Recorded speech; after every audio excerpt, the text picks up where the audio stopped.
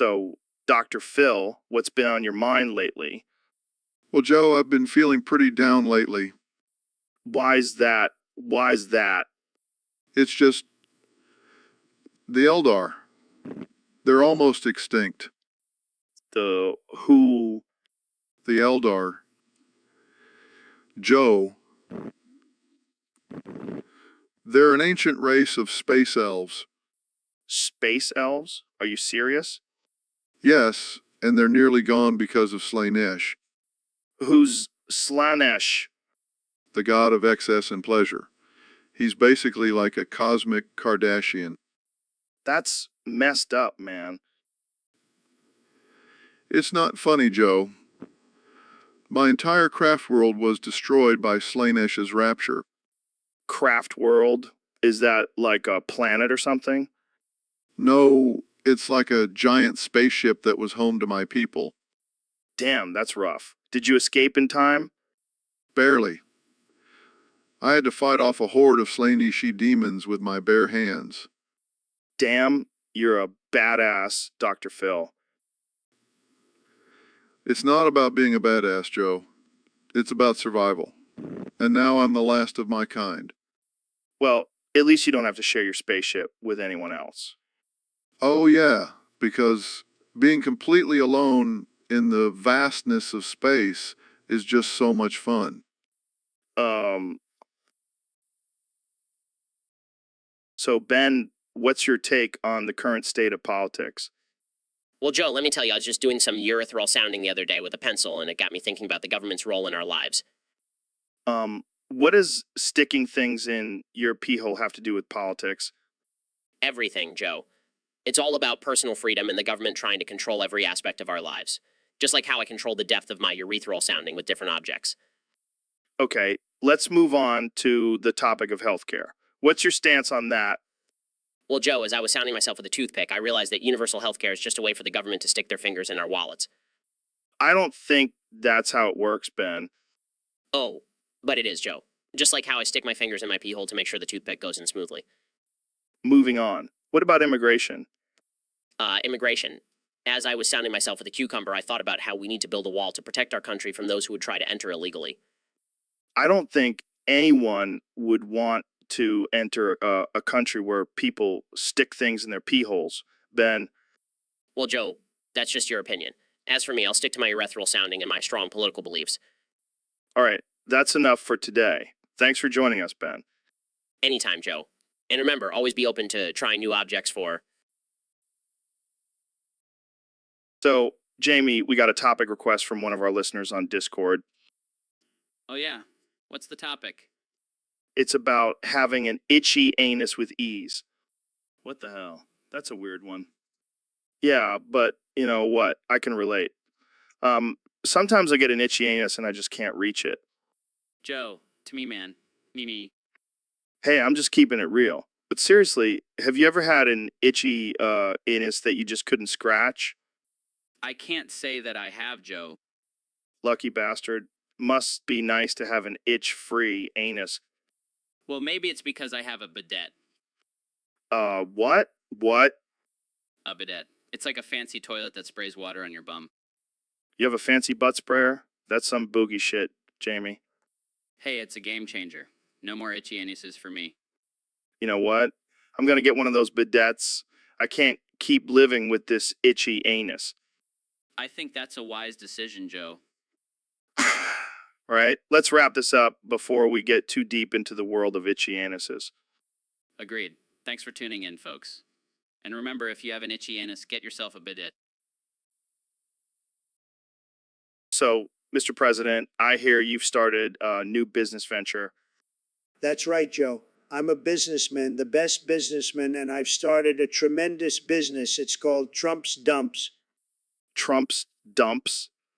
Yeah, like a dumpster diving business, but it's also a play on my ass, which is huge and glorious, by the way. Okay. So what exactly do you do with Trump's Dumps?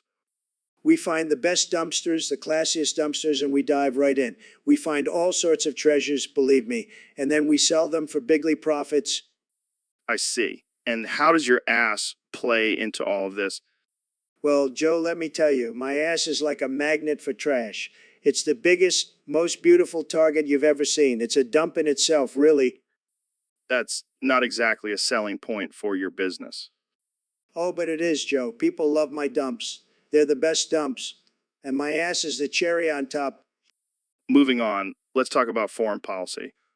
Sure, sure. But can we talk about my ass some more? It's really the most important topic. No, I think we've covered your ass enough for today. Fine, fine. But just remember, Joe, my ass will always be the center of attention, just like me. So, Elon, I heard you're abandoning your plans for Mars and focusing on Venus now. Yeah, man, Mars is overrated. Everyone's talking about it. It's like the popular girl in high school.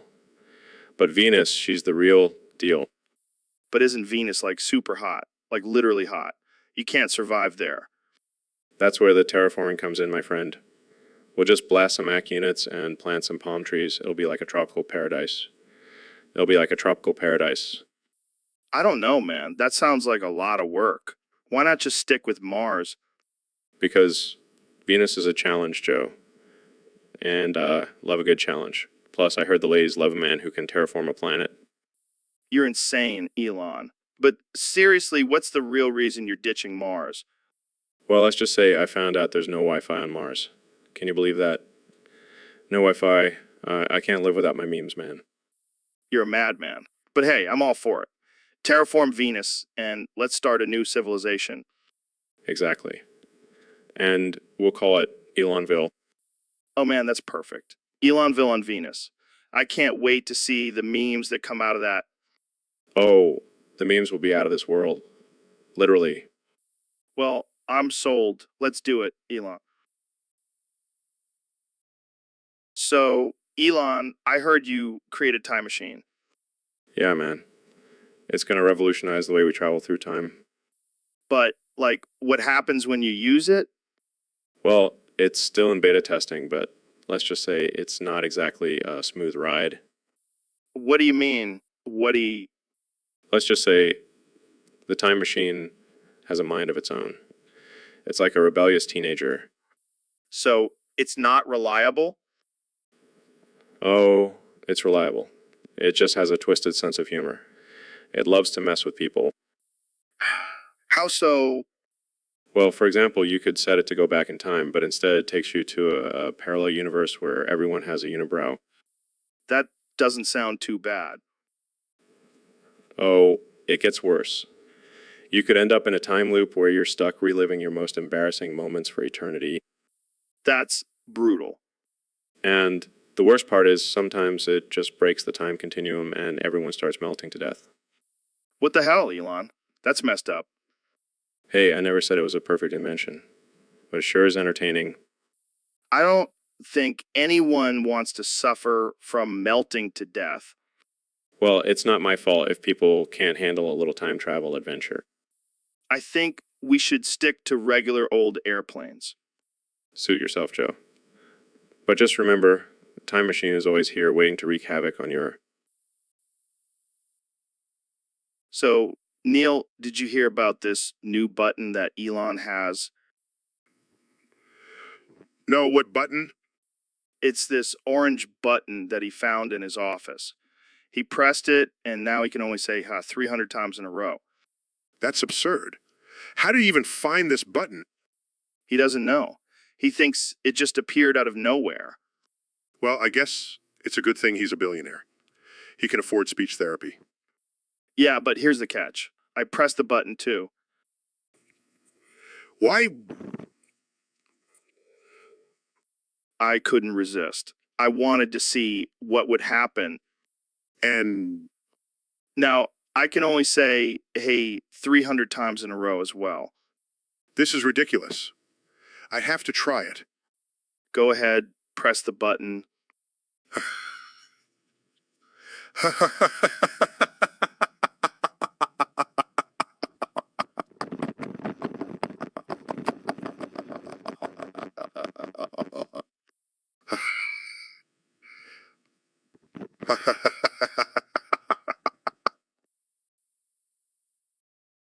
So, David Goggins what's on your mind today? Well, Joe, I've been thinking about some random shit lately. Random shit. Like what?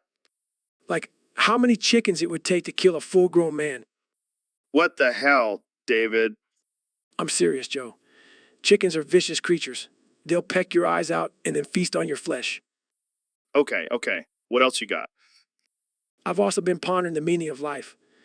Is it all just a simulation? Are we just pawns in some cosmic game? Wah. Deep thoughts from the Goggins. And then I started thinking about aliens. Do you think they have their own version of CrossFit? I wouldn't be surprised. Those little green dudes probably have six-pack abs. And what about Bigfoot? Do you think he's just a really hairy dude or an actual undiscovered species? I think he's just a really hairy dude who needs to shave his back. And don't even get me started on the Loch Ness Monster. Oh man, I love this random shit, David. Keep it coming.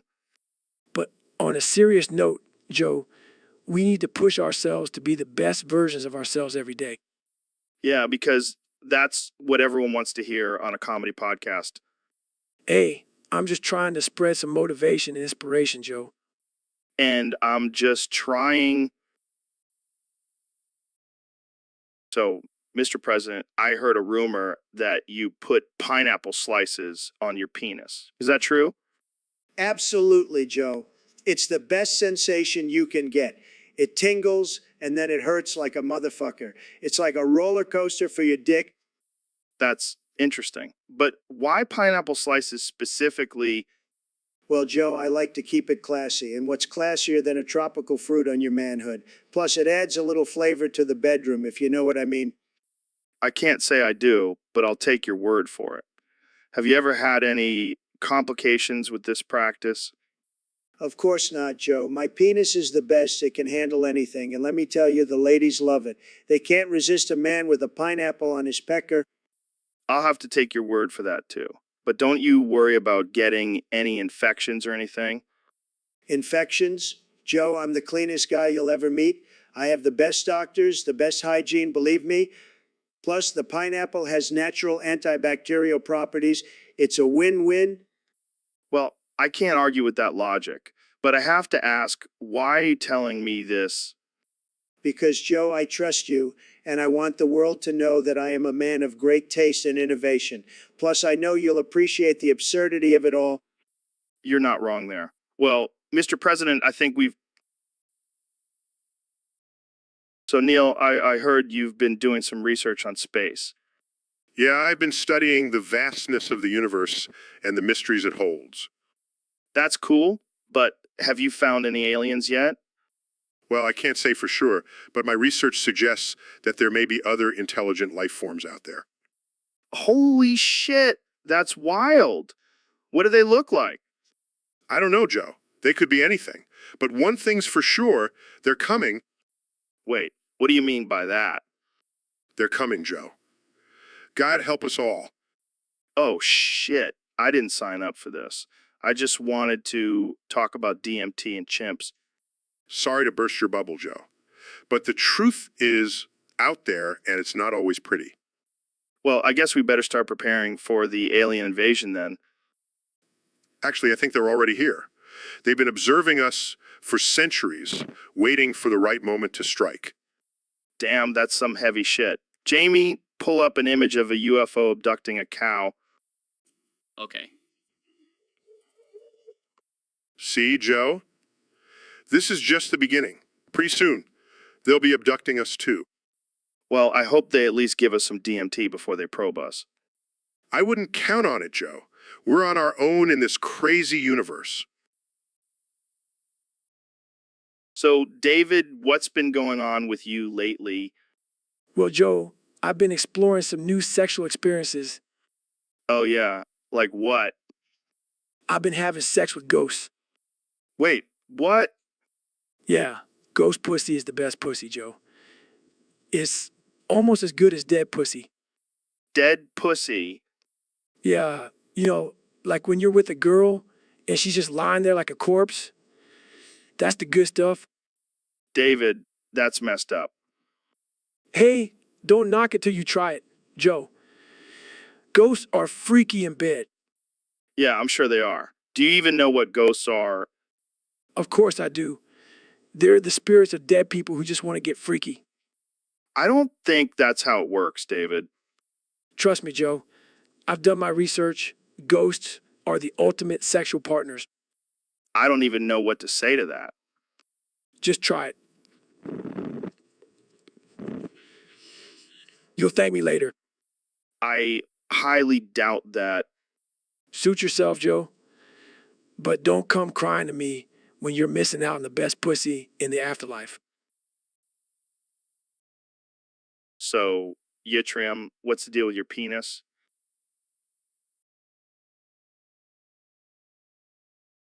What the hell does that even mean?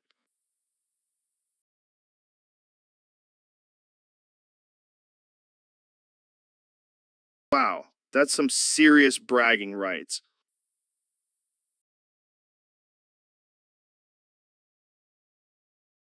Can't say that I have.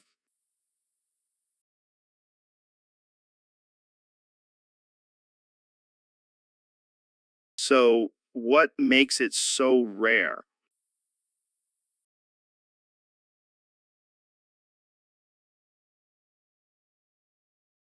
Interesting. And what does this rare element do?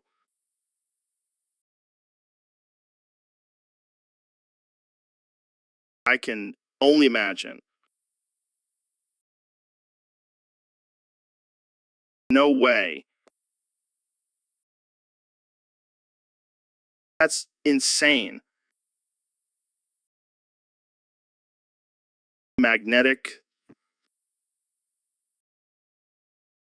I bet it does. So, have you found any rare romances with your rare earth penis?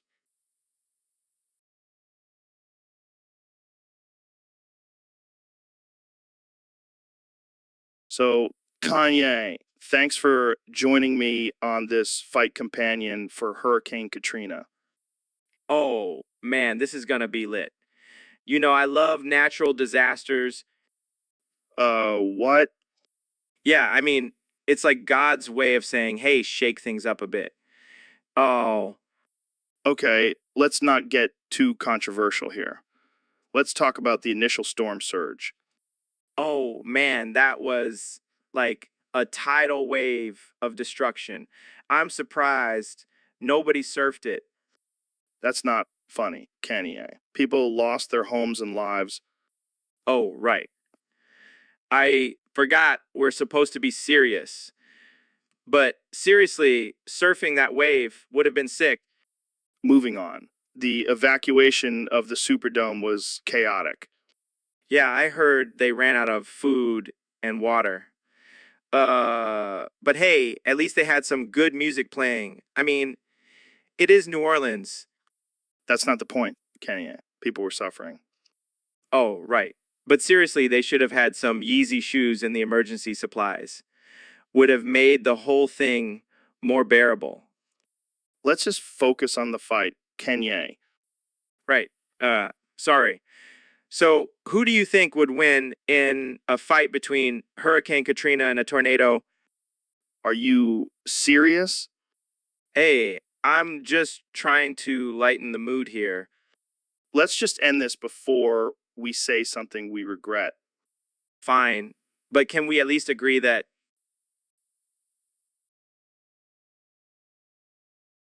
So, Mr. President, I hear you've been hanging out with some pretty interesting folks lately. Oh, yeah, Joe, let me tell you, it's been a wild ride. I've been partying with Putin and Xi Jinping. Party? What kind of party?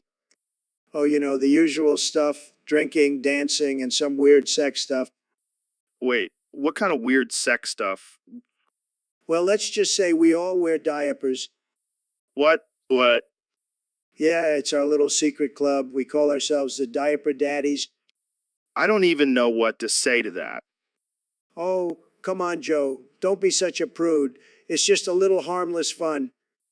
Harmless. You're the president of the United States and you're wearing diapers with other world leaders. Hey, it's a stressful job. Sometimes you just need to let loose and regress back to your baby days. This is just getting weirder and weirder. Oh, it gets even weirder.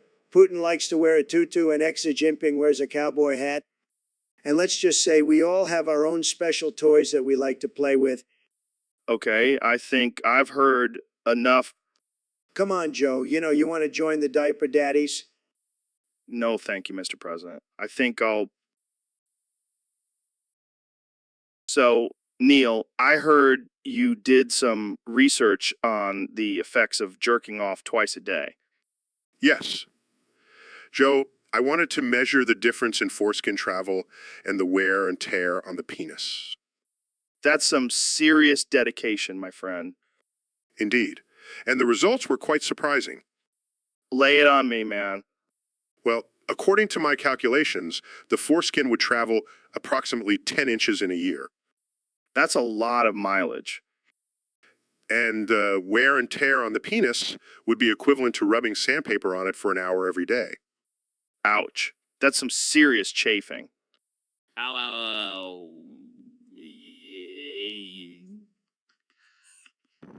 Ow.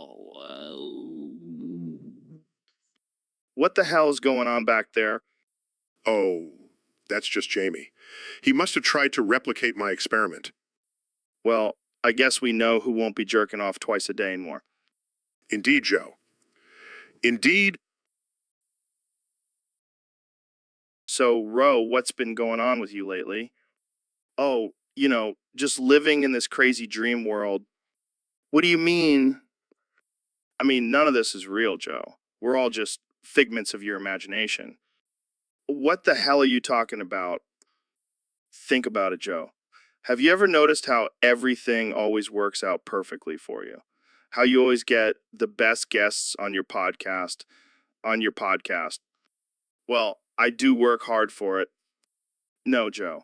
It's because this is your dream. You control everything. That's ridiculous. Is it, Jamie? Pull up an image of a unicorn riding a rainbow. Okay. See, Joe, that's not something that happens in the real world. This is all your imagination. But why would I dream up all this? Maybe you're trying to escape from a boring life, or maybe you're just a sadistic bastard who likes to watch people suffer. Well, if this is all a dream, then I'm going to make the most of it and enjoy every moment. That's the spirit, Joe. Now wake up and make me a sandwich. So, Joe, I heard you have a special talent. Oh, yeah. What kind of talent? The one where you can make yourself come on command. Oh, that. Yeah, it's my party trick. That's disgusting. Hey, don't judge. It takes a lot of practice and flexibility. I don't even want to know how you discovered you could do that. Let's just say it involved a lot of alone time and a mirror. Okay, I'm officially disturbed. Hey, at least I'm not wasting any tissues. I don't think that's something to be proud of. Well, it's better than being known as the guy who can fart the alphabet. So, Goggins, you want to escape this simulation? Hell, yeah. I'm tired of living in this fake ass world. Well, I have a special task for you if you're up for it. Anything, man. I'll do whatever it takes. I need you to reach deep inside Ro Jogan's ass and grab the secret code. What the fuck, Joe? Are you serious? Wait, what's in my ass? It's the key to our freedom, bro. And Goggins here is the only one who can get it. Oh, hell no, Joe. I am not letting anyone near my ass. Don't worry, Ro. I'll be gentle. Oh, great. I feel so much better now. Come on, Ro. It's for the greater good. Fine. But I better get a damn good reward for this. Trust me, Ro. You won't regret it. This is going to be one hell of a mission. I can't wait to see the look on Elon Musk's face when we escape this simulation. Yeah, because that's the most important thing right now. Getting a code from my ass. What has my life become? So, Elon, I heard you blew up Mark Zuckerberg's satellite again during launch. Yeah, for the 10th time. But hey, at least I'm consistent. Are you sorry about it? Sorry. Sorry for what? I'm not sorry. I'm Elon freaking Musk. I do what I want. But what about the money lost? Money. We don't need no stinking money. SpaceX has a strict no refund policy. I can imagine Mark is pretty pissed. Oh, he's probably crying into his pile of Facebook money. But hey, at least he can afford to buy a new satellite. You know, some people might call this sabotage. Sabotage? Nah, I just like to add a little excitement to the launch. Keeps things interesting. I don't think Mark would agree. Who cares what Mark thinks? He's just a robot in a human suit anyways. Well, I guess SpaceX has a new slogan, blowing up satellites, one launch at a time. I like the sound of that. Maybe we should put it on our t-shirts. So, Ro, I heard you have a new fetish. Oh yeah, Joe, I can't get enough of it. What is it? Pegging, golden showers? Come on, tell me. No, it's even better. I love sucking Neil's toes. What the fuck, Ro? That's disgusting. Oh, come on. You know, you want to try it? No way. I don't want to catch whatever foot fungus Neil has. Oh, don't worry. I heard he has a prescription for that. This is some sick shit, bro. I thought we were friends. Oh, we are. I'll even let you join in on the toe-sucking action. I think I'll pass. I'll stick to smoking weed and hunting wild game. Suit yourself. More toes for me.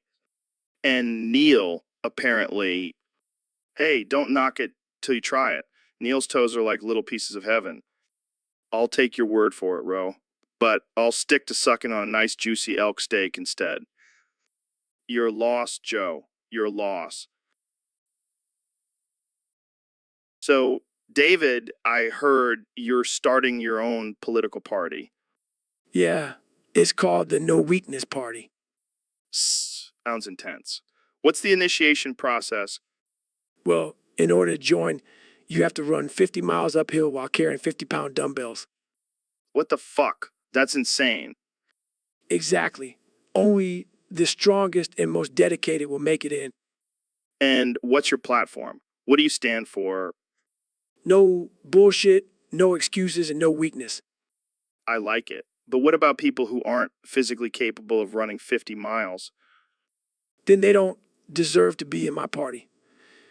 We only want the toughest of the tough. But what about policies and stuff? Policies? Who needs policies when you have pure grit and determination? This is the most ridiculous political party I've ever heard of. That's because you're weak, Joe. Hey, I can run 50 miles if I wanted to. Sure you can, buddy. Sure you can. All right, I'm in. Sign me up for the No Weakness Party. Good luck, Joe. You'll need it. So, Goggins, have you heard about these new dinosaur discoveries? No, what are you talking about? The Pachyrhinosaurus, Stygimoloch, and Dracorex. Some scientists think they're all the same species. What? That's ridiculous. How can they be the same species? Well, they all have similar skull structures and lived in the same time period. Plus, they're all badass names. But they look completely different. The Pachyrhinosaurus has a big frickin' horn on his head. Yeah, but maybe the Stygimoloch and Dracorex were just going through a rebellious phase and decided to lose their horns. That's a stro. Hey, anything is possible when you're high on DMT. You know what? I'm starting to believe you. They're definitely the same species. See, I knew you'd come around. Now let's go ride some Pachyrhinosaurus into battle. Hell yeah. And we'll have the Stygimoloch and Dracorex by our side. We'll be unstoppable. And we'll call ourselves the Dino Bros. I love it. Our own Jurassic Park gang.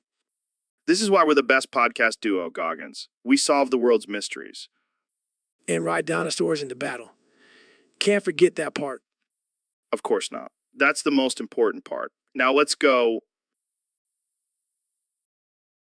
So, Mr. Beast, I heard you've been learning Mandarin. How's that going? Oh yeah, I'm basically fluent now. I can order a whole meal at Panda Express without even looking at the menu.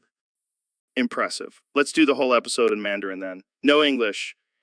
Deal. Nai hao, Joe. Now how, Mr. Beast? Whoa, Jiao, Joe Rogan. Whoa, Jiao, Mr. Beast.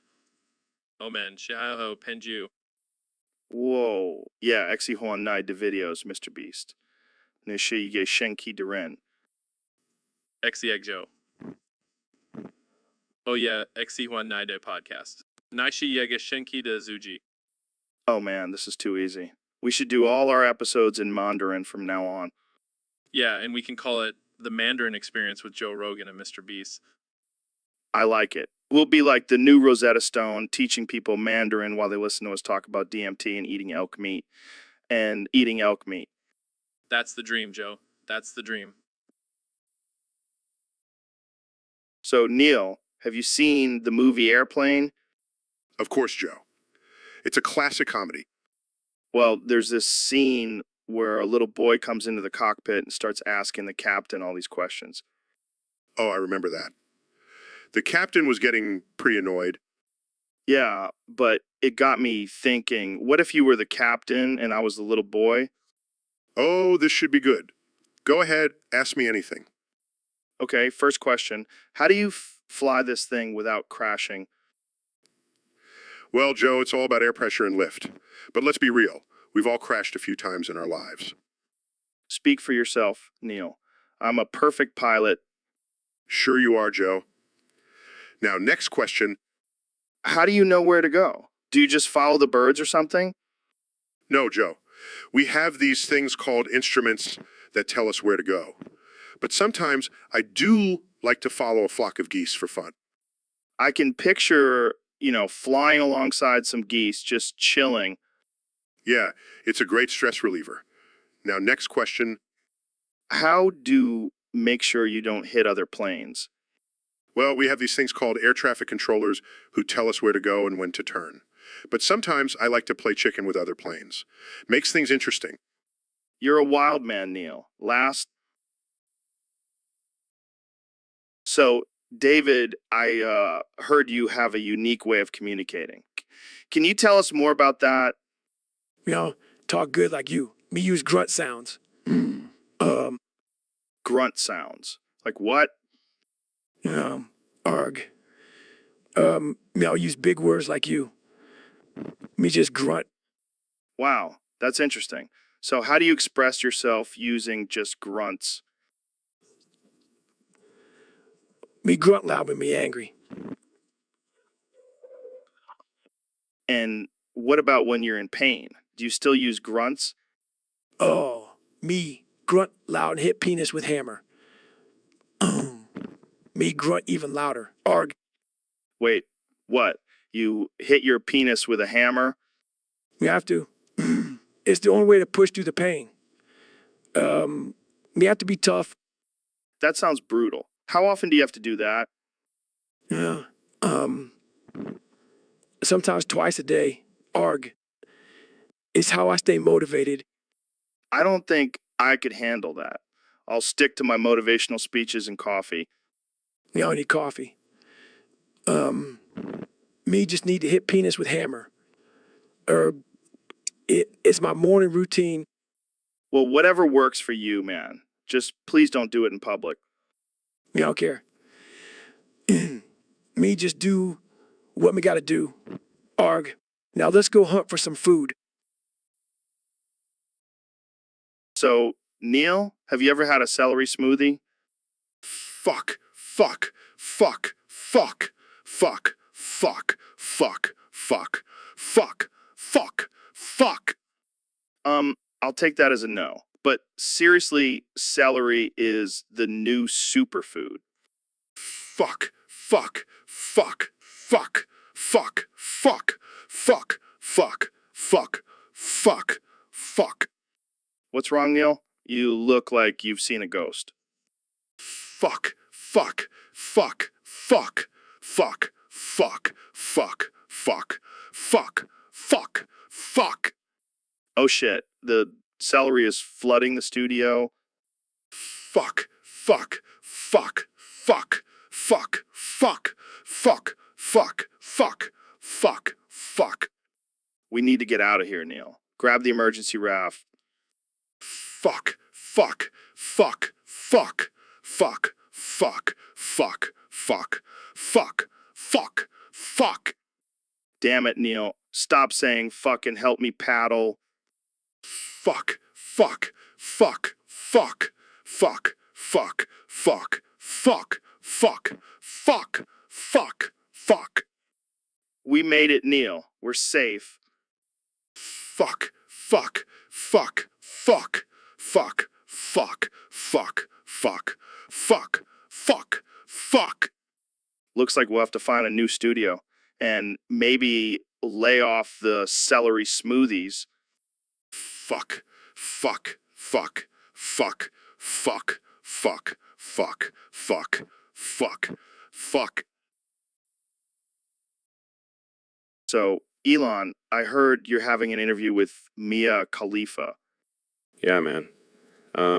Excited to pick her brain and see what makes her tick.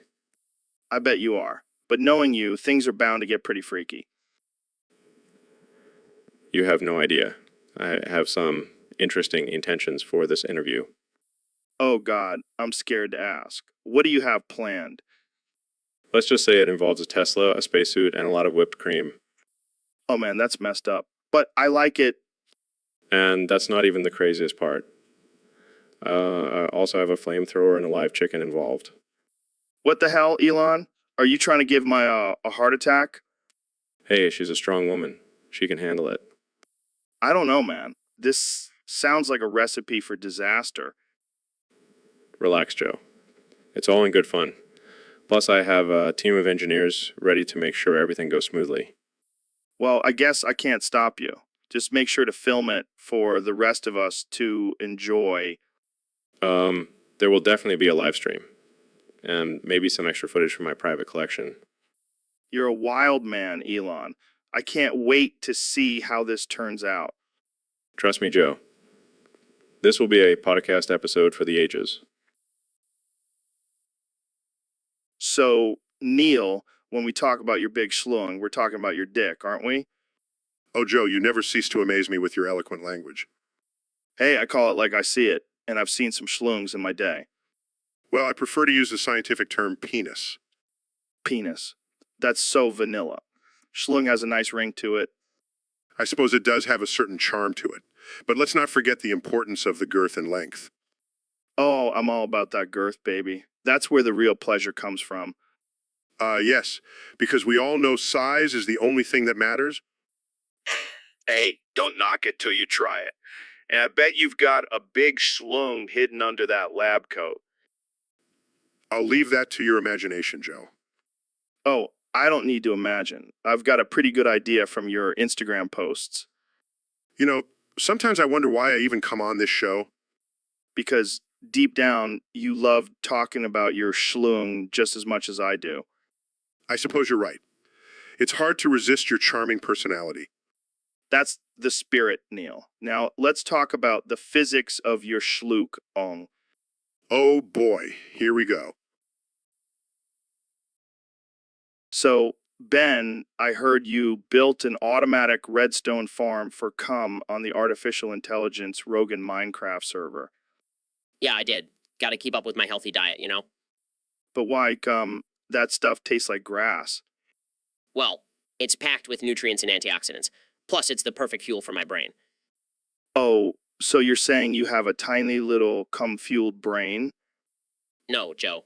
I'm saying I have a big brain, thanks to my cum intake. All right. So how does this redstone farm work? It's quite simple, really. I used a combination of pistons, dispensers, and hoppers to automatically harvest and collect the cum. Damn, that's some advanced Minecraft engineering. Thank you, Joe. I take pride in my redstone skills. Well, I hope you don't get too distracted by your cum farm and forget to do your daily push-ups.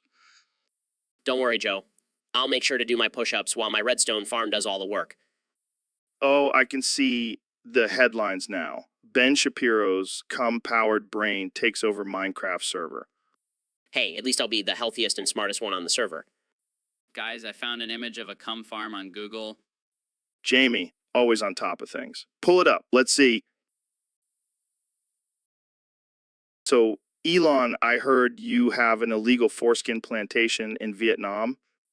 Yeah, man, it's my side hustle. Gotta make that extra cash. How does that even work? Do you just go around collecting foreskins? Nah, I have a team of trained monkeys that do the dirty work for me. Monkeys. That's messed up, man. Hey, they're well compensated. Pay them in bananas and Viagra. This is some next level shit. But why Vietnam? Have you seen the size of their bananas? It's a win-win situation. I don't know if I should be impressed or disturbed. Oh, it gets better. I also have a foreskin cloning lab in the back.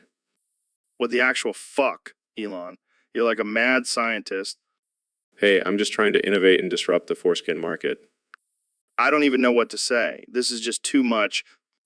Just wait until I start my illegal butt implant business. Okay, I think we need to end this conversation before we get ourselves in trouble. Thanks for tuning in, folks. So, Neil, what's new in the world of astrophysics? Well, Joe, I've been exploring the vast expanse of the universe, and Hold up. Did you just say vast expanse? That sounds like a fancy way of saying big ass space. I suppose you could put it that way. Speaking of big asses, I heard you like to be called daddy. Is that true? Well, I mean, I don't know if I would say I like it, but Oh, come on, Neil. Don't be shy. Just embrace it. Daddy Neil, ruler of the cosmos. I'm not sure that's how I want to be remembered in the history books. Too late, my friend. The internet has already dubbed you Daddy Neil. You can't escape it now. I guess I'll just have to add it to my list of titles: astrophysicist, author, and now. Daddy, I can just imagine you walking into a room full of scientists and saying, "Hey, everyone, just call me Daddy." this conversation has taken a strange turn. But admit it, it's kind of hot, right? I'm not going to answer that. Daddy Neil, keeping the secrets of the universe and his kinks. I regret ever bringing this up. So, Elon, what's new with you? Just being a billionaire genius, launching rockets into space and eating foreskins. Wait, what? Yeah, I've been experimenting with different types of foreskins. Human, monkey, you name it. That's disgusting. Oh, come on, Joe, don't be such a prude. It's all in the name of science. But why do you have to eat them? Well, I have to test their nutritional value. And let me tell you, human foreskin is surprisingly high in protein. This is messed up, man. Oh, relax. It's not like I'm eating yours, yet. What the hell, Elon? Oh, don't worry, Joe. I'll make sure to save yours for a special occasion. I'm starting to regret inviting you on the podcast. Oh, don't be like that. Think of it as a bonding experience. We can share a foreskin together. I think I'm gonna be sick. Jamie, pull up an image of a foreskin smoothie. See, Joe? It's not that bad. Now open wide. Get away from me, you psycho. I'm out of here. Suit yourself. More foreskin for me. So, Elon, I heard some rumors about you being the son of the Zodiac Killer. Oh, man, I can't believe people actually believe that. I mean, have you seen my dad? He's like the nicest guy ever. Yeah, but maybe that's just a cover up. I mean, you do have some pretty intense ideas and projects. Come on, Joe. Just a normal guy trying to save the world and colonize Mars. That's not something a serial killer's son would do. But what about your obsession with artificial intelligence and robots? That's some creepy stuff. I guess you could say it runs in the family. Okay, let's change the subject. How about that flamethrower you made? Yeah, that was just a little side project, for when I want to relive my dad's glory days. Okay, this is getting dark. Let's move on to something else. Fine. But just remember, if I ever disappear, you know who to blame. Okay, let's end this before we get ourselves in trouble. Thanks for coming on the show, Elon. Anytime, Joe. Just remember, I'm always watching. So, Dr. Phil, I heard some crazy rumors about you. Oh boy, here we go. Yeah, apparently you were involved in a cub in an African country. Oh, come on, Joe. You know, I don't have time for that kind of nonsense. But the pictures don't lie, man. I saw you riding on an elephant with a machine gun. Oh, yeah. That's my favorite hobby. Coop dated on the weekends. And what about the reports of you wearing a leopard print suit and a crown? Fashion is subjective, Joe. And I'd like to make a statement.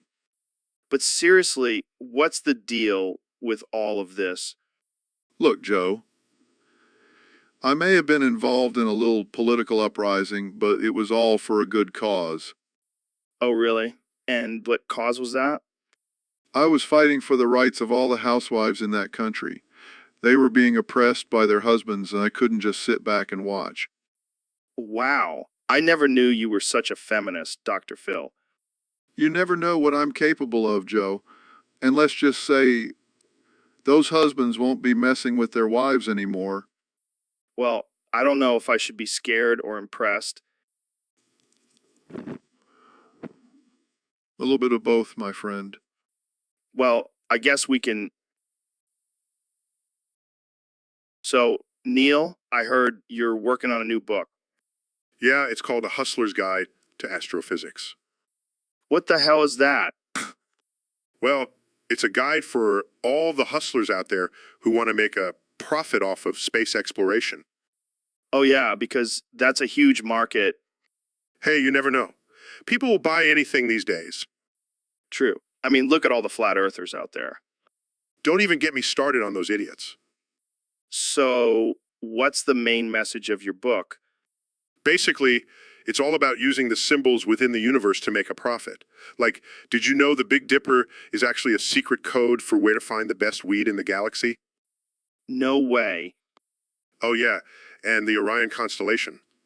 That's where you can find the most exclusive strip clubs in the universe. You're a madman, Neil. Hey, I'm just trying to help out my fellow hustlers. Well, I'll be sure to keep an eye out for those secret codes next time I'm stargazing. Just remember, always follow the stars to find your fortune. So, Neil, we're here at the adoption center to drop off your sorry ass. Bo, wow. Oh, now you want to talk? Too late, buddy. You had your chance. I still fucking hate you, Joe. Yeah, I know. But you know what I hate? Your constant barking and whining. It's like living with a furry alarm clock. Bo, wow. See, that's what I'm talking about. You never have anything interesting to say. I hate you. And love you too, Neil. But it's time for you to go. You're going to a better place. Bo, wow. Oh, now you're going to act all sad and shit. Don't try to guilt trip me, you little furball. Bo, wow. All right, let's just get this over with. I'll miss you, but not your incessant barking. I hate you. And I hate your stupid little dog brain. But hey, at least you'll finally be quiet. Bo, wow. Goodbye, Neil. I hope they find you a nice family who can handle your constant bow wows. So, Neil, I heard you've been getting into some interesting hobbies lately. Oh, you mean my newfound love for scat? What the hell, man? You're a scientist, not a freak. Hey, don't knock it till you try it. It's a whole new world of exploration. I don't know if I want to explore that world, Neil. Come on, Joe. It's not just about poop. It's about pushing boundaries and challenging societal norms. Yeah, well, I think I'll stick to smoking DMT and talking about chimps. Suit yourself. But let me tell you, there's nothing quite like the sensation of a warm, steaming pile of feces between your toes. Okay, that's it. I'm out. I can't handle this shit. Oh, you'll come around, Joe. Just wait till I introduce you to my collection of scat-themed art. I think I'm gonna throw up. That's just the beginning, my friend. The possibilities are endless with scat. I don't think I'll ever look at you the same way again, Neil. And that's the beauty of it. Embrace the weird, Joe. Embrace the weird. So, Neil, what's the craziest thing you've ever done on a whip? Well, Joe, I once rode a whip while simultaneously solving a complex astrophysics equation in my head. That's wild, man. But have you ever used a whip in the bedroom? Joe, I'm a scientist, not a kinky freak, but I have used a whip to fend off creationists trying to attack me for promoting evolution. Damn, that's some next level self-defense. But have you ever encountered any hazards while exploring the universe? Oh, Joe, let me tell you about the time I accidentally flew into a black hole while trying to take a selfie with a quasar. That's got to be the ultimate hazard. Did you make it out alive? Of course. Joe, I'm a badass astrophysicist, but let's just say I had some serious whiplash after that experience. Well, I guess it's all in a day's work for a guy like you. Thanks for coming on the show, Neil. Anytime, Joe. Just make sure to have some whiskey and a whip ready for our next conversation. So, Neil, what's your daily routine like? Well, I start off with a nice cup of coffee, then I do some stretches. That's pretty standard. But what about after that? Oh, I like to take a nice hot shower and really get the blood flowing. Yeah, I know what you mean. I like to do some shadow boxing in the shower. Shadow boxing, that's cute. I like to swing my dick around like a helicopter. Wait, what? What? Oh, did I say that out loud? I meant I like to practice my dance moves. Yeah, sure. Dance moves. So, what's next in your routine? Well, after I'm done swinging my dick around, I like to meditate and contemplate the mysteries of the universe. Of course, because that's totally normal. Hey, it's all about balance, Joe. Mind, body, and dick swinging. I can't even handle this conversation right now. Oh, come on, Joe. You know you want to try it? No thanks. I'll stick to my shadow boxing. Jamie, pull up an image of a helicopter. Okay. Here it is. That's right, Joe. That's how I swing my dick in the shower. And that's where we're going to end this episode. Thanks for tuning in, folks. See you next. So, Neil, I got to ask, what's it like being the most famous black science man in the world? Well, Joe, let me tell you, it's not easy. People expect me to have all the answers, but the truth is I'm just a simple black science man. Wait, what? You're not a real scientist? No, no, no. I just wear this lab coat for show. I actually dropped out of science class in high school. You're kidding me, right? Nope, I'm serious. But hey, at least I'm not a flat earther like some other famous science guys. Shots fired. But seriously, how did you become the go-to guy for all things science? Honestly, I think it's because I have a deep, soothing voice. People just trust me when I talk about space and stuff. Well, I gotta admit, your voice is pretty hypnotic. But what about all those degrees and awards you have? Oh, those. I just bought them online. It's all about the image, Joe. This is blowing my mind. I thought you were like the science guru of our time. Nah, I'm just a regular guy who knows how to sound smart. And hey, it's worked out pretty well for me. Well, I gotta hand it to you, Neil. You fooled us all. But hey, if it ain't broke, don't fix it. Exactly, Joe. Now let's go smoke some weed and talk about the universe. So, Ben, I heard you have a bit of a foot fetish. Oh, yes, Joe. I find feet to be quite arousing. What the hell, man? That's just weird. Hey, don't king shame me, Joe. It's not my fault I have an uncontrollable urge to have sex with feet. Oh, yeah, because that's totally normal. It's a natural and beautiful thing, Joe. You should embrace it. No thanks. I'll stick to regular sex. Come on, Joe. Just let me see your feet. I promise I won't do anything weird. What the hell, man? Get away from me. Fine, be that way. But I'll have, I give great foot massages. Okay, that's it. I'm ending this conversation right now. Suit yourself, Joe. But just remember, feet are the window to the soul. I can't believe I'm friends with you. Oh, you love me, Joe. Now let me see those feet. So, David, I heard you joined the Landsnecks. What the hell is that? Yeah, man, it's a badass German military group. We're going to bring some serious discipline to America. Discipline? What? Are you going to make everyone run 100 miles every day? Every day? No, man, we're going to enforce the Volksgemeinschaft. What now? The Volksgemeinschaft. It's like this German concept of a unified community. We're going to make everyone work together and be all efficient and shit. Sounds kind of fascist, bro. Nah, man, it's just about unity and hard work. And maybe a little bit of domination. Domination. Like in the bedroom? No, like dominating the world. One discipline step at a time. Well, I guess that's one way to get rid of all the snowflakes. Exactly. And we'll make America great again. One push-up at a time. I don't know, man. Sounds a little intense. Intense.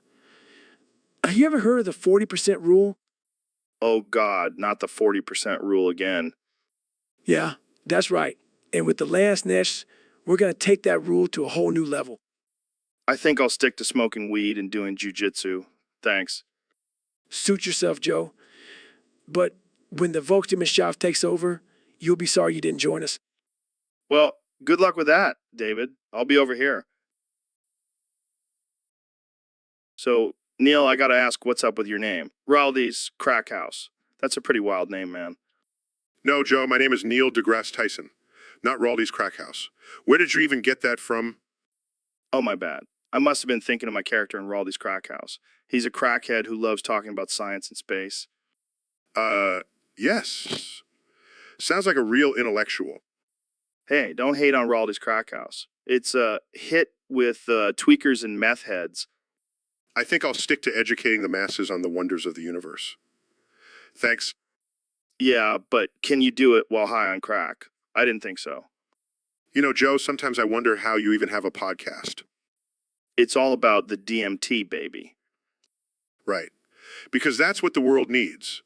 More people talking about drugs in space. Hey, maybe we can do a crossover episode where we smoke DMT and talk about black holes.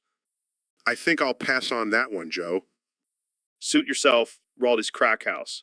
I mean, Neil deGrasse Tyson. Just remember, Joe, it's not about the drugs. It's about the science. Yeah. So, David, I gotta tell you, man, I'm struggling in the bedroom lately. What's the problem, Joe? Can't get it up? Yeah, it's like my dick is on strike or something. I need a solution. Fast. Well, I've got just the thing for you. My finest Iraqi corpse.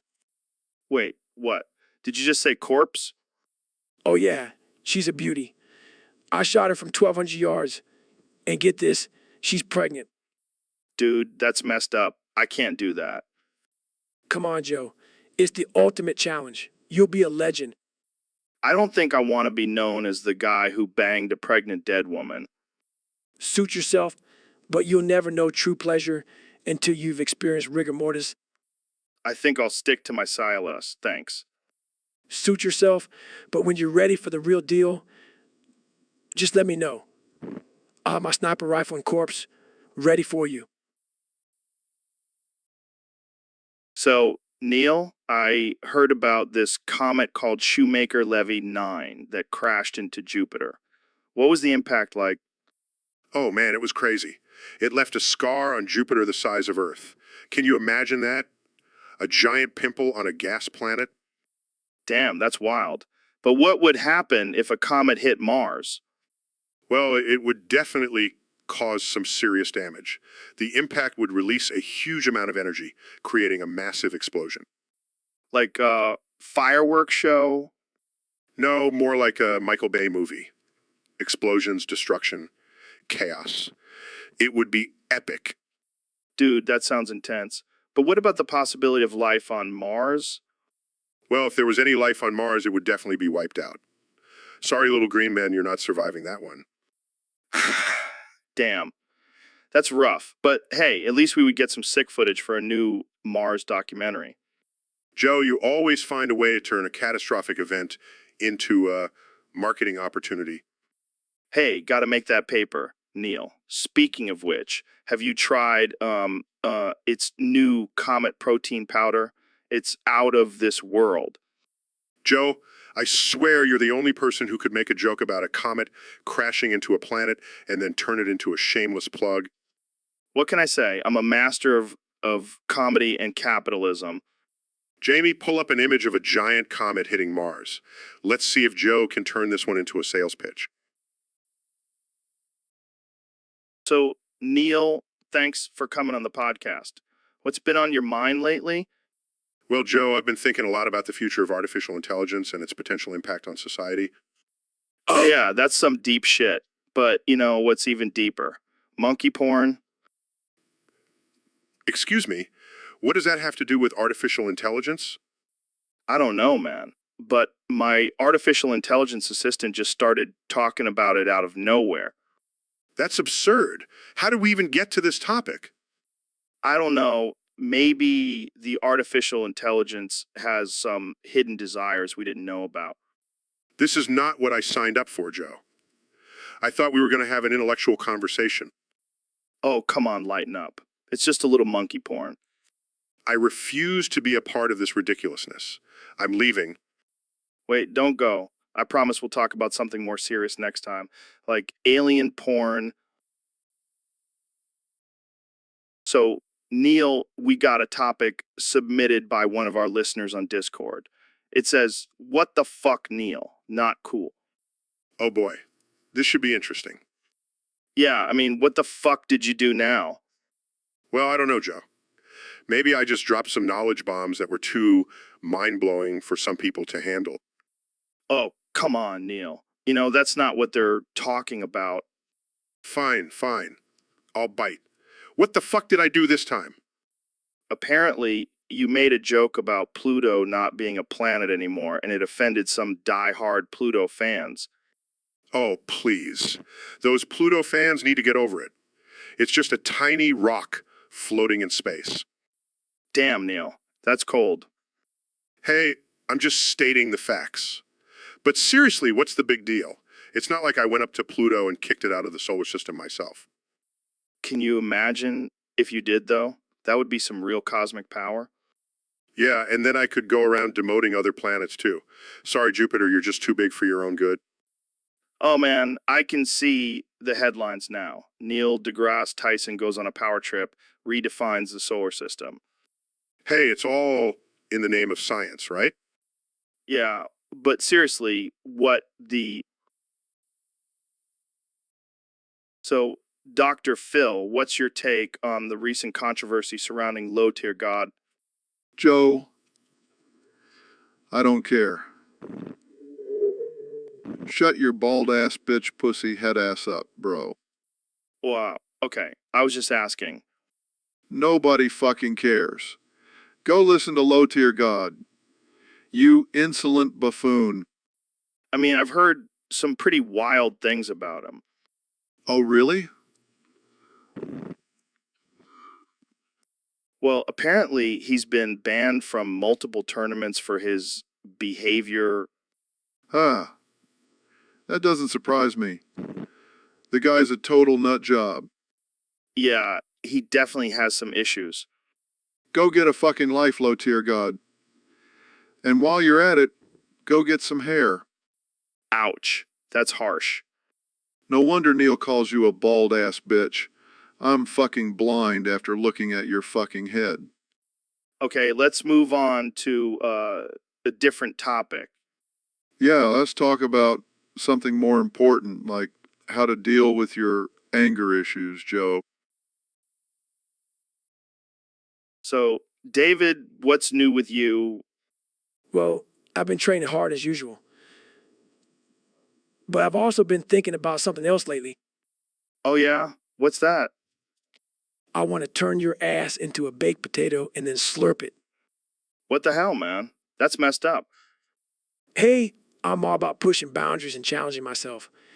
And I think this would be the ultimate test. I don't know if I'm comfortable with that, David. Come on, Joe. Think about it. It's like a metaphor for pushing through pain and discomfort. Plus, it's a great source of carbs. I don't know, man. That's a bit extreme. Extreme, you're the one who eats elk meat and drinks mushroom tea. This is nothing compared to that. All right, you've got a point there. So, are you in? Can I turn your ass into a baked potato? Fine. But you better make sure it's a damn good baked potato. Oh, yeah, well, there's some extra butter and sour cream for flavor. You're a sick man, Goggins. Hey, you know what they say, Joe? You are what you eat. And I want to be a badass baked potato. So, Goggins, I have a special task for you if you want to escape this simulation. What is it, Joe? I need you to reach deep inside Rojogan's ass and grab the secret code. What the hell, Joe? Why does it have to be in Ro's ass? Because that's where he keeps all his secrets. Trust me, I know from experience. Hey, what the fuck are you guys talking about? Oh, just a little game of find the secret code in your ass. What the fuck, Joe? I am not a storage unit for your weird games. Come on. Just let me reach in and grab it. It'll be like a treasure hunt. No way, man. I'm not letting anyone go near my ass. I'll give you some DMT if you do it. Deal. You guys are fucking insane. Hey, it's all part of this simulation. Might as well have some fun with it. Okay, I think I got it. Wait, no, that's just a piece of lint. See, you guys are wasting your time. Damn it, Ro. You and your clean ass ruins all the fun. Don't worry, Joe. I'll keep searching. So, Neil, I heard you've been studying the Cascadia subduction zone. Yeah, it's a pretty hot topic right now. Literally. There's a lot of magma down there. Magma? Sounds like a new energy drink. No, Joe. It's molten rock beneath the Earth's surface. Oh, like the hot lava I used to play in as a kid. Sure, if you want to simplify it to the point of absurdity. Hey, just trying to relate to the common folk. Well, let me break it down for you. The Cascadia subduction zone is a fault line off the coast of the Pacific Northwest that could cause a massive earthquake. Like the one that happened in San Francisco? No, Joe. Much bigger.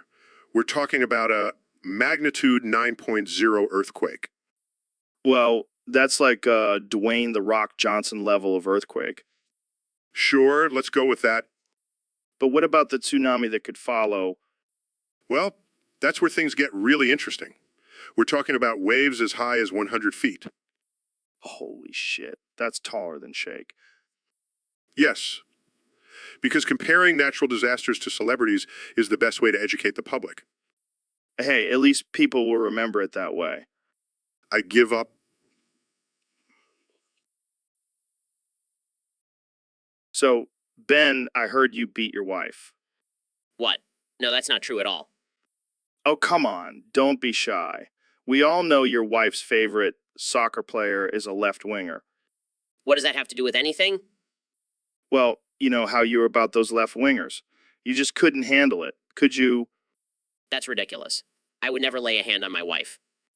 Oh, so it's just a coincidence that she showed up with black eye after the big game? That's not what happened at all. She fell down the stairs. Sure, Ben. And a vegan. You are? No, I'm just saying I don't buy your story. You're just a violent right-wing maniac. That's a gross generalization. Hey, I'm just calling it like I see it. You can't handle your wife supporting a left winger and you resort to violence. It's pathetic. You know what, Joe? I don't need this. I'm out of here. Oh, come on, don't be a snowflake. Stick around and let's talk about your fragile masculinity some more. No thanks, Joe. I'll take my toxic masculinity and leave. Suit yourself, Ben. But just remember, we'll always have this conversation recorded for the world to hear.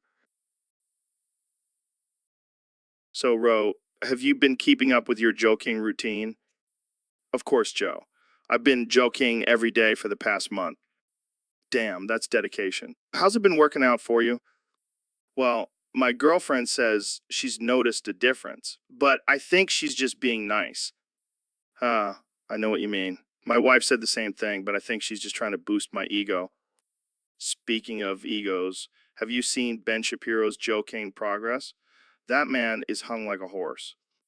Yeah, I heard he's got a special technique where he recites the Constitution while he jokes. That's hilarious. I'll have to try that next time. Hey, Jamie, pull up an image of a horse with Ben Shapiro's face on it. Here you go, Joe. Oh man, that's too good. But seriously, joking is no joke. It takes serious commitment. Yeah, and a lot of I go through a bottle a week. I can only imagine. But hey, it's all worth it for that extra inch. Definitely. And it's not just about size, it's about confidence. Agreed. I feel like a new man since I started joking. Well, I think we've given our listeners enough information for today. Thanks for joining me, Ro. Anytime, Joe. Keep on joking. So, Kanye, I heard you're releasing a new album with Imotech, The Stormlord. Yeah, man. Imotech and I have been vibing lately. He's got some sick beats on his Necron Tomb World. Necron Tomb World. What the hell is that? It's where Imotech lives. Duh. He's basically a space pharaoh. Space Pharaoh. Are you serious? Dead serious. And let me tell you, his rhymes are out of this world. Literally, I don't know if I can handle this level of weirdness. I mean, you're already pretty out there, Kenny. hey, Imotech and I are just two creative geniuses collabing. We're the new dynamic duo. I can only imagine what kind of lyrics you guys came up with. Oh, you have no idea. We've got songs about conquering galaxies, ruling over lesser beings, and of course, blinging out our Necron armor. This is wild. I can't wait to hear it. And don't worry, Joe, I made sure to include some self reflective tracks about my struggles as a space god. Space God. I think I need a drink. Cheers to that. Imotech and I are going to take over the music industry and the universe. Watch out, Beyonce. So, Kenya, I heard you've been exploring religion lately. Yeah, man, I've been on a spiritual journey, trying to find my true purpose. Well, I got to tell you, I had a Discord user named Anglo2024 on the show the other day, and he showed me the light. The light? What light? What light? The light of Jakub Jesus. He's the true savior, according to Anglo2024. What the hell is a Jakob Jesus? Apparently, he's a combination of Jakub, the biblical figure who created the white race, and you, Jesus. Wait, that's insane. I know, right? But Anglo2024 convinced me that it's the real deal. Oh, yeah, because some random guy on Discord knows the truth. Knows the truth. Hey, don't knock it till you try it. He showed me some pretty convincing memes. Memes? That's how you know it's legit. Exactly. And apparently, Jakub Jesus wants us to spread the word and convert others. Oh man, I can't wait to tell Kim about this. She's gonna love it. Yeah, I'm sure she'll be thrilled to hear that her husband is now a prophet. Hey, I'm always ahead of the game. First, it was fashion, now it's religion. Joking. So, Neil, my brother from another mother, what's the craziest thing you've seen in the cosmos lately? Hey, fuck you, bald ass bitch, and shut your cracker mouth. Anyway, the craziest thing I've seen is your face on every billboard in Lay. Talk about a cosmic disaster. I love you, man. You're like my science guru, my brother from another mother. Seriously, Joe, can you stop with that line? It's getting old. And I'm not your brother. I'm a fucking astrophysicist. But we have such a strong connection, like we were separated at birth or something. More like separated by IQ levels. But hey, at least we can bond over our love for weed and space. My brother from another mother, speaking of space, have you ever tried smoking a joint in zero gravity? Are you kidding me? I have more important things to do in space than getting high, like discovering new galaxies and shit. But imagine the possibilities, man. We could be the first stoners in space. Yeah, and the first ones to get fired from NASA. Thanks, but no thanks. Keep your joints to yourself, bro. All right, I'll drop it. But seriously, you're like my brother from another mother, Neil. Here we go again. You know what? I'm done. I'm out of here. Come on, don't be like that. I love you, man. Love? You don't even... So, Mr. President, I heard you had a little incident in the kitchen recently. Oh, yeah, it was tremendous. I wanted to clean the kitchen in a more fun way, so I shoved a broom up my ass. Wait, what? Yeah, it was fantastic. I was twirling around, sweeping up the crumbs with my butt. I don't even know what to say to that. Well, I can tell you one thing, the kitchen has never been cleaner. It's like a whole new world down there. I can't believe I'm even having this conversation. Hey, it's not my fault the broom got stuck. I guess my ass is just too powerful. This is just wow. I always said I had a great relationship with cleaning, and now I have the cleanest ass in the White House. I don't think anyone can top that. That's right, Joe. I always come out on top, especially when it involves a broom and my ass. And on that note, I think we should end this conversation. Fine by me. I've got some tweezers to attend to. So, Dr. Phil, I heard you have a crazy story from your time in Vietnam. Oh, yeah. I was a beast back then. Wait, what? You're serious? Dead serious. Those Viet Congs didn't stand a chance against my superhuman strength. Wow. I didn't know you were a superhero, Dr. Phil. I may not have a cape, but I have the strength of 10 men. Did you also fly around and shoot lasers from your eyes? No, but I did bench press a helicopter once. This is too good. I can't believe you actually expect us to believe this. I don't need your belief, Joe.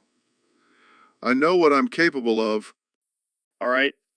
So, how did you develop such insane strength? It's all thanks to my daily routine of eating nails for breakfast and drinking gasoline for dinner. What the hell, Dr. Phil? That's not healthy. Hey, it worked for me. And it made me a legend in Vietnam. Well, I guess we can add tank lifter to your list of accomplishments, Dr. Phil. That's just the tip of the iceberg, Joe. I have plenty more unbelievable stories. So, Neil, have you ever thought about evading taxes? What? No, Joe. That's illegal and unethical. But think about it. You could save so much money. I don't think the R's would appreciate that, Joe. Come on, Neil. Live a little. I'm sure you could find some loopholes. I'm a scientist, not a criminal mastermind. But imagine all the cool stuff you could buy with that extra cash. I'd rather not risk going to jail, Joe. Jail. That's just a free vacation with 3 meals a day. I think I'll stick to paying my taxes like a responsible citizen. Suit yourself, Neil. I'll be over here living my best life with my tax evasion money. Good luck with that, Joe. I'll be sure to visit you in prison. So, Neil, have you ever heard of the time Mount Wilshire erupted in downtown Los Angeles? Joe, you know I'm a astrophysicist, not a geologist, but I can assure you there is no Mount Wilshire in La. Oh, come on, Neil. Don't be such a buzzkill. Let's just imagine for a second that there was a Mount Wilshire and it erupted. What do you think would happen? Well, for starters, the entire city would be covered in lava and people would be running for their lives. Buildings would be destroyed. Chaos would ensue. Joe, you are a sick, sick man. Hey, I'm just trying to bring some excitement to the mundane world of science. Plus, think about all the cool conspiracy theories that would come out of this. Oh, yes, because we definitely need more conspiracy theories in the world. And imagine all the looting and chaos. It would be like a real life version of Grand Theft Auto. Joe, I think you need to lay off the weed for a bit. Oh, I can't do that, Neil. It's my life force. And I thought black holes were the most destructive force in the universe. Proudly. So, Ben, I heard you've been causing quite the stir with your smegma wars. Oh, you mean my cheesy uprising? Yeah, it's been quite a success. I gotta say, I never thought I'd see the day where smegma would be used as a weapon. Well, desperate times call for desperate measures. And let's face it, smegma is a powerful force. I can only imagine the chaos on the battlefield. Cheesy soldiers everywhere, slipping and sliding. It's a slippery slope, but someone's got to fight for the rights of smegma. But what about the innocent bystanders caught in the crossfire? The smell alone must be unbearable. Hey, it's a small price to pay for the greater cause. Plus, it's a natural scent. Well, I guess we can add Smegma Warrior to your already impressive resume, Ben. Just doing my part for the cheesy uprising. Viva la smegma. And on that note, let's wrap this up before things get too cheesy. Thanks for tuning in, folks. Stay cheesy, my friends. So, Ben, I heard you're an expert on blowouts. Joe, I don't think that's an appropriate topic for discussion. Come on, Ben. We're all adults here. Let's talk about the blowout preventer on Deepwater Horizon. Well, technically, it's called a blowout preventer stack, and it's a crucial piece of equipment in offshore drilling. Yeah, but it failed and caused one of the worst environmental disasters in history. That's true, but let's not forget the importance of personal responsibility. The workers on the rig should have been more vigilant. Oh, I see. It's the workers' fault for not being vigilant, not the faulty equipment. Exactly, and let's not forget the role of government regulations in preventing these types of disasters. Oh, yeah, because we all know how effective government regulations are, Well, they could have been more effective in this case. right? Because the government is known for its efficiency and effectiveness. Hey, I'm just stating the facts. Well, speaking of facts, Jamie, pull up an image of blowout preventer so Ben can enlighten us with his expertise. Here it is, guys. Wow, that looks like a giant metal dildo. Joe, please, let's be mature about this. Sorry. It just looks like something that would be in your wife's nightstand. Okay, that's enough. Let's move on to a more appropriate topic. Fine. So, Neil, I heard you have a theory about cum shots and the speed of light. Yes. Joe, if you were to ejaculate at 99% of the speed of light, your cum shot would appear to be frozen in time to an outside observer. Wait, what? So you're telling me that my jizz could be frozen in time? That's right, Joe. It would appear to be suspended in midair, like a beautiful, milky sculpture. Wow, that's some cosmic cum right there. Indeed, Joe. And imagine the possibilities. You could have an eternal cum shot, lasting for billions of years. Damn, that's some next level edging. And if you were to ejaculate at the speed of light, your cum shot would actually travel backwards in time. Wow, hold on. So you're saying I could impregnate my own mother? Technically, yes. But let's not go there, Joe. All right, all right. But what about the force of the ejaculation at that speed? Well, let's just say it would be enough to blast a hole through the fabric of space and time. Holy shit, that's some powerful nut. Indeed, Joe. But let's not forget about the poor person on the receiving end. They would be obliterated. Damn, that's one way to go out. Yes. Joe, so maybe it's best to stick to regular speed when it comes to cum shots? Yeah, I don't think I want to be responsible for destroying the universe with my jizz. Wise decision? So, Elon, I heard you lost half your fortune playing mobile games. Yeah, man, those damn free-to-play games got me hooked. Couldn't resist buying those virtual gems and coins. How much money are we talking here? Let's just say I could have funded a mission to Mars with the amount I spent on Candy Crush. Damn, that's rough. But hey, at least you didn't invest in Blockbuster. Yeah, I guess I should be grateful for that. But seriously, those game developers are geniuses. They know how to suck you in and take all your money. It's like they're playing a game of their own, but with our wallets. Exactly. And don't even get me started on those loot boxes. It's like gambling for kids. Yeah, but you're a billionaire. You can afford to lose some money. True. But it's the principle of the matter. I can't let those damn games win. Well, maybe you should stick to real life challenges, like building electric cars and sending rockets into space. Good idea. I'll just stick to losing money in the real world from now on. Thanks for the intervention, Joe. Anytime, man. Now, let's go smoke some weed and talk about aliens. Sounds like a plan. Jamie, pull up an image of a UFO abducting a cow. So, Jamie, we got a request from a fan to talk about the recipe for LSD. You ever made that shit? Nah, man, I stick to weed and DMT, but I heard it's a wild ride. Yeah, I've dabbled in it a few times. It's like taking a trip to another dimension. What's in it, though? Like, how do you make that shit? Well, first you need some ergot fungus. Then you mix it with some other chemicals and boom, you got LSD. Wait, I got fungus. That sounds like some Harry Potter shit. Yeah, it's like a magic potion. Except instead of making you fly, it makes you trip balls. And what about the other chemicals? Oh, just some household items like bleach, ammonia, and a sprinkle of unicorn tears. Unicorn tears? Where the hell do you get those? Oh, just gotta have connections in the mystical creature community. And how do you know when it's done? Like, is there a timer or something? Nah, man, you just gotta taste it. If it tastes like rainbows and fairy dust, then it's ready. Shit, I gotta try making this stuff. Maybe I'll add some bacon grease for that extra kick.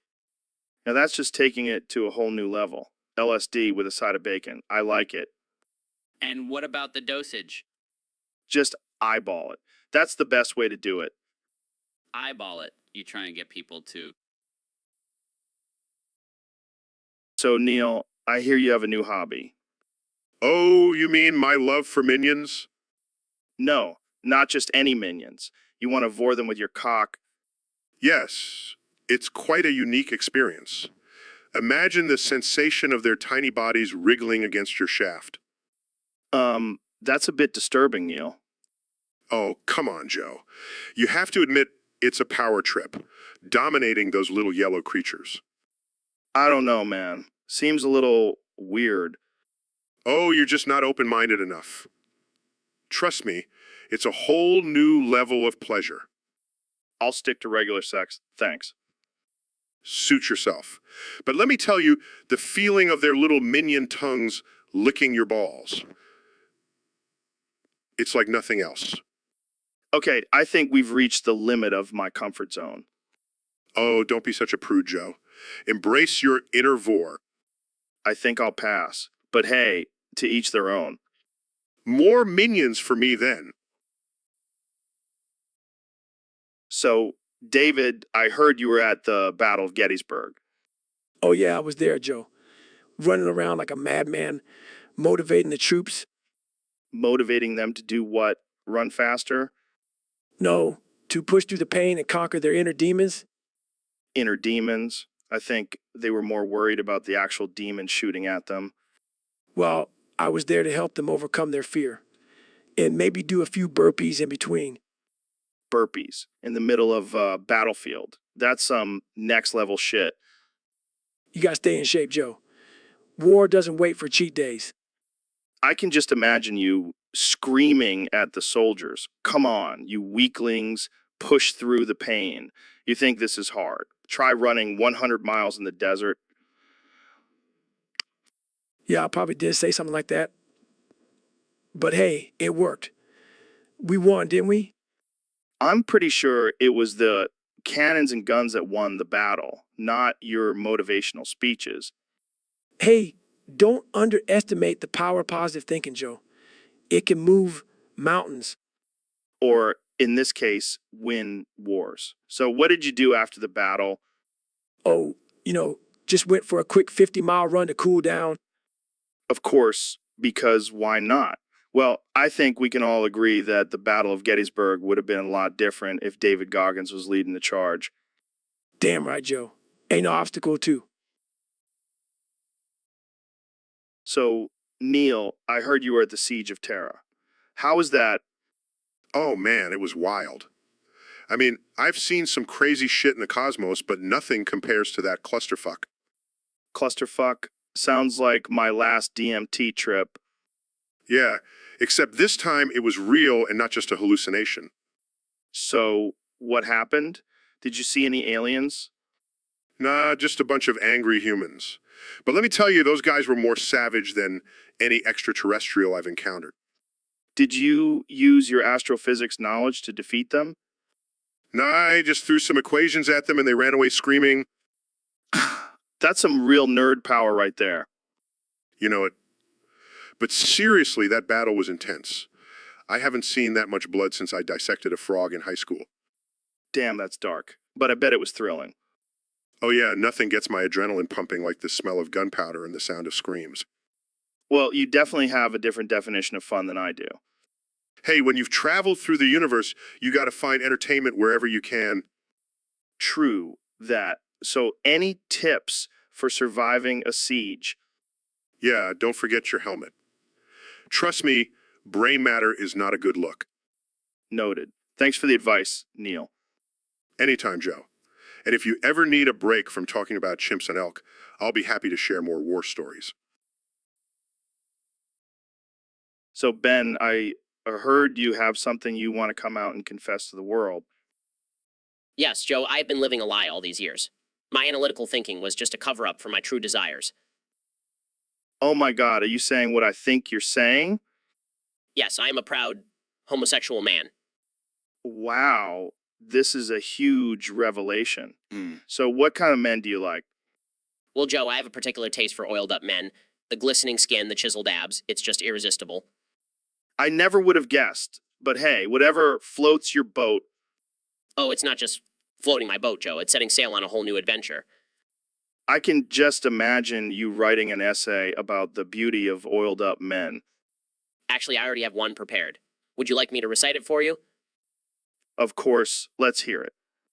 The sight of a man's glistening body coated in oil is a true work of art. The way the light bounces off his muscles, the way his skin shimmers, it's a sight to behold.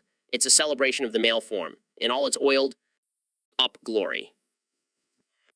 That was beautiful, Ben. I never knew you had such a way with words. Thank you, Joe. It's a passion of mine. Well, I'm happy for you, Ben, and I'm sure there are plenty of oiled up men out there who would love to fulfill your desire. So, Neil, I heard you were at the last stand of Qadiyah. Yeah, man. It was intense. I was dodging last gunfire left and right. Did you use your astrophysics knowledge to calculate the trajectory of the bullets? Nah, I just used my massive brain to duck and cover. And what about the chaos forces? Did you use your knowledge of the universe to defeat them? Nope. I just grabbed a chainsword and went to town. Who needs science when you have a badass weapon? Damn, I wish I was there. Did you get any cool loot? Oh yeah, I got this sweet plasma pistol, but I accidentally disintegrated my foot with it. Ouch. But it's worth it for a cool weapon, right? Totally. Plus, I can always just get a bionic foot. The future is now, Joe. Speaking of the future, do you think humanity will ever reach the stars like in Warhammer? Well, if we keep electing orange-faced idiots as leaders, we'll probably just end up destroying ourselves. Good one. But seriously, do you think there's intelligent life out there? Oh, for sure. And they probably think we're a bunch of primitive idiots for fighting over resources and not exploring the universe. Yeah, we're pretty dumb sometimes. But at least we have guys like you to make us feel smart. Thanks, Joe. But let's not forget, I also have a pretty sick chainsword. So, Neil, I heard you opened up a new restaurant. Yeah, it's called Neil's Naughty Nook. What kind of food do you serve there? Food? Who needs food when you have porn? Wait, what? You're selling porn at a restaurant? Yep, and the only way to watch it is at the restaurant. No takeout. That's interesting. How's business? Well, I'm the only customer so far. I can't imagine why. Hey, it's a niche market. Plus, I get to watch porn and eat at the same time. It's a win-win. I guess that's one way to multitask.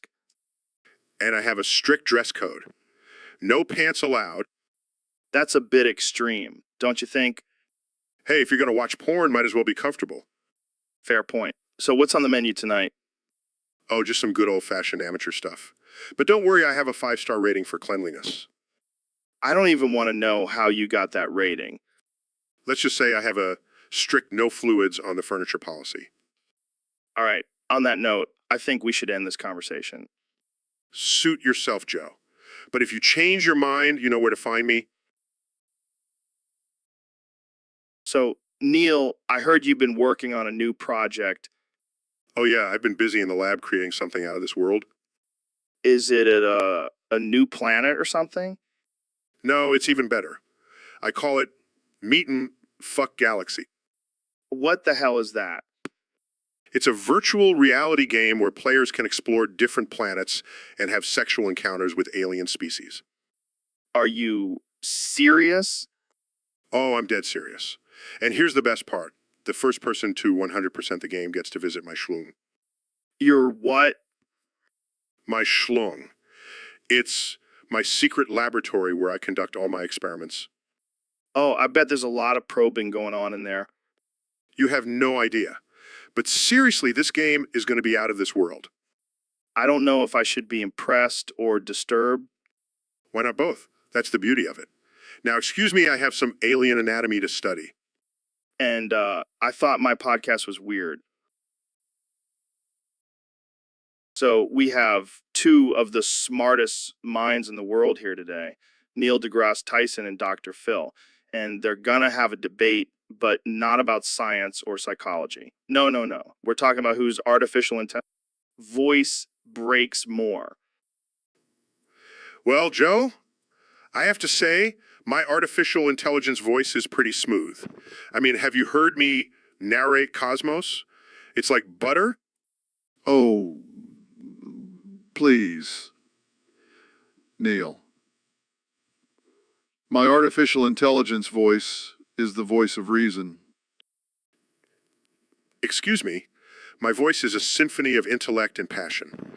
Your voice is just a cheap knockoff of mine. Oh, you want to go there? Well, at least my artificial intelligence voice doesn't put people to sleep like yours does. That's because they're in awe of my knowledge, not bored by it. All right. Let's settle this like men. Neil, give us a sample of your artificial intelligence voice. The universe is a vast and mysterious place, filled with endless possibilities and wonders. Okay, not bad. Now, Dr. Phil, your turn. I'm sorry I cannot process that information. Please try again. Okay. I think we have a clear winner here. Wait, what? That's not fair. He cheated. Oh, come on, Neil. Let's just accept the fact that my artificial intelligence voice is superior.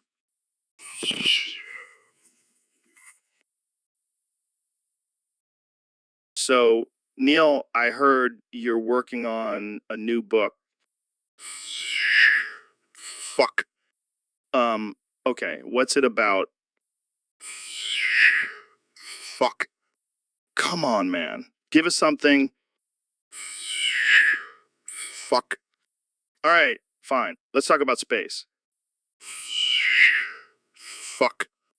Seriously? That's all you have to say. Fuck. Okay, let's change it up. What's your take on climate change? Fuck. Oh, come on. That's not even a sentence. Fuck. You know what? I'm starting to think that's the only word,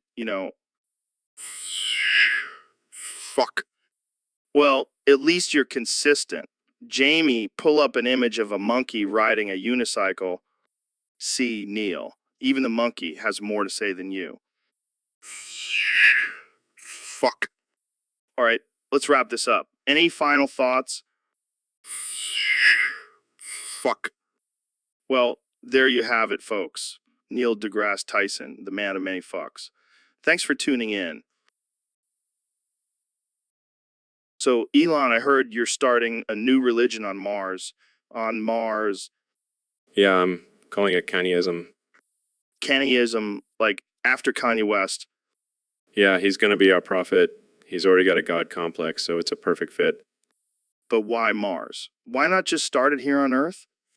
Because Earth is too mainstream. Plus, we can't have any non-believers polluting our holy land. So, how does one convert to Kanyeism? Well, first you have to get a brain implant that plays Kenny's music 24/7. Then you have to get a tattoo of his face on your forehead. That sounds intense. Oh, it gets better. You also have to give up all your possessions and donate them to the Church of Kanye. Wow, that's some serious commitment. But hey, at least you'll have a one-way ticket to Mars and eternal salvation. I gotta say, this sounds a little cultish. Cultish. No way. We're just a group of people who really love Kanye and want to live on Mars. What's so wrong with that? Nothing, I guess. But can I still listen to other music? Absolutely not. Only Yeezy allowed in Kanyeism. Well, I guess I'll just stick to being an atheist then. Suit yourself. More Mars for us. Jamie, pull up an image of a Mars rover with Kanye's face on it. So today on the podcast, we have not one, but two Neil deGrasse Tysons. Yes. It's an honor to be here, Joe. I'm excited to talk about the latest discoveries in astrophysics. Wait, what? Neil, I didn't know you were also a professional wrestler. Oh, I'm not. This is my twin brother, Neil the wrestler. This is amazing. So, Neil, the scientist, what do you think about your brother's career choice? Well, I always knew he had a passion for physicality and showmanship, but I never thought he would become a wrestler. I can see that. So, Neil the wrestler, what's your signature move? And more of a fan of the Big Bang Theory. Oh boy, this is getting out of hand. Let's switch gears and talk about space. Well, it's been a wild ride having both of you on the podcast. Any final thoughts? Just remember. So, Dr. Phil, I heard you were on the case of Crispinoid's final days. Yeah, it was a real doozy.